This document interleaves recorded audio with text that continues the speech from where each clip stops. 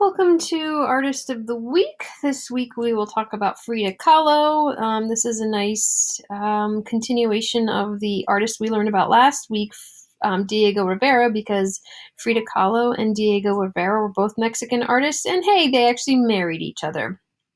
Although they were very separated by age, they were quite a few years apart, so they still got married. Now, you've probably recognized these kinds of paintings, very, very famous. Frida Kahlo basically made self-portraits over and over again. And it's not exactly because she was narcissistic and self-absorbed. It was because she taught herself to paint, and she actually suffered a really in a bad trolley accident as a teenager, and it left her bedridden for much of her life.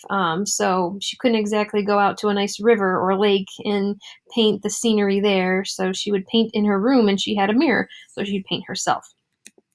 Okay, and as we said, she was married to Diego Rivera, so some paintings you can see will be a little more politically charged, just like, or socially charged as well, just like Diego Rivera's were. But we always come back to that self-portrait. We always see Frida right in her paintings. And as you can see, she actually had to go through over 30 surgeries in her lifetime, and again was bedridden because of all the suffering of her back from that trolley accident. So it's lucky that she's alive, but she was in much pain for a lot of her life. So she physically, literally shows that in her paintings. You know, we have this column as her spine and it's cracking. We have just nails directly hammered into her skin. So it's very, very powerful. Okay. Some of the paintings can seem a little strange, like why does she have a earring of a hand here? But as you go through them, you realize like different symbolism that happens. I'm not sure what this hand means here, but we can talk about some other stuff here. Um, Besides physical pain, she also was kind of, psychologically tormented. I mean, you spend a lot of your life in a bedridden, and you'll probably kind of be depressed as well. And in this picture, this is a little locket showing Diego Rivera. She did go through some hard times with her husband. They were divorced and remarried.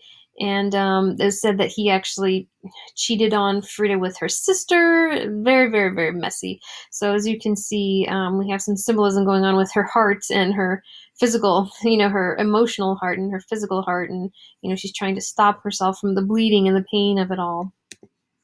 Okay, again, another strange painting. She puts herself on the body of a deer, but the physical depiction of the pain she goes through speaks a lot.